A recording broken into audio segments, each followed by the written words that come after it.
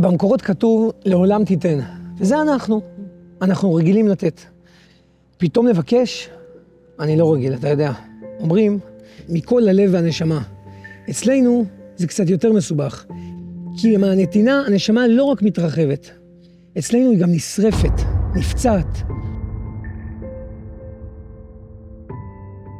אף אחד לא מקבל שכר. הכל, כולל הכל בהתנדבות. מאז שמחת תורה, שבת ההיא, אנחנו נותנים את כל מה שיש לנו. משעות עבודה שלא נגמרות, ציוד שנגמר. מאות מתנדבים שמשאירים חלקים מהנשמה שלהם שם, בבארי, בכפר עזה, בשדרות, בצידי דרכים.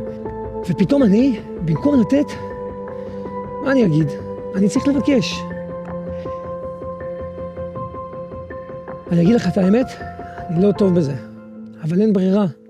גמרנו ציוד ותקציב של 5 שנים בשבועיים. 5 שנים בשבועיים. צריך הכל מחדש.